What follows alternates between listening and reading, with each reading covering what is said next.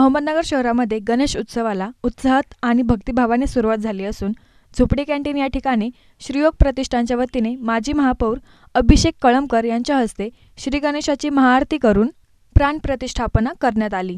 अहमदनगर शहरामध्ये 12 वर्षापासून श्रीयोग प्रतिष्ठान सामाजिक, आध्यात्मिक, धार्मिक उपक्रम राबवत असून माजी महापौर अभिषेक कळमकर आणि मित्रमंडळाच्या वतीने श्री योग प्रतिष्ठानची स्थापना करण्यात आली होती। या प्रतिष्ठानच्या माध्यमातून अहमदनगर शहरातच नव्हे तर जिल्ह्याबाहेर देखील सामाजिक, धार्मिक, आध्यात्मिक उपक्रम राबवले जातात। श्री गणेशाच्या प्राणप्रतिष्ठापनानंतर श्री गणेशाकडे एवढीच प्रार्थना केली की शेतकरी राजा सुखी होऊ दे। तसेच अहमदनगर शहरातील काही असंतोषी लोकांमुळे शहराचे वातावरण दूषित झालेले आहे। या असंतोषी लोकांचा आणि विघ्नांचा नायनाट करण्याची शक्ती श्री गणेशाने आम्हाला द्यावी अशी प्रार्थना यावेळी करण्यात आली।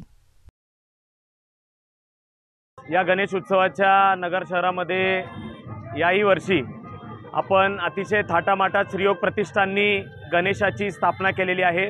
आमच्या झोपडी कॅन्टीन परिसरामध्ये गेल्या 12 वर्षापासून श्रीयोग प्रतिष्ठान हे जे सार्वजनिक उत्सव या ठिकाणी विविध उपक्रमांद्वारे वर्षभर पार पाडत असतो आणि या श्रीयोग प्रतिष्ठानची स्थापना 2011 साली इथूनच झोपडी कॅन्टीन येथून गणेशाची स्थापना करून जे आमचं सार्वजनिक उत्सव या ठिकाणी श्रीयोग प्रतिष्ठान ही उत्सव समिती आहे यांनी सुरुवात केली ती।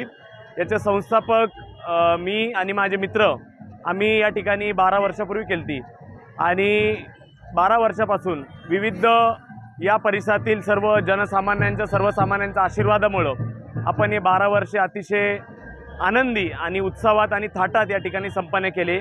यावर्षी पण देखील आपण हा उत्सव पार पाडत आहोत। गणपती चरणी माझी एवढीच प्रार्थना आहे की या नगरमध्ये शांतता नांदावी, सार्वजनिक उत्सव लोकांना आनंदाने साजरे करण्यात या ठिकाणी आनंद मिळावा।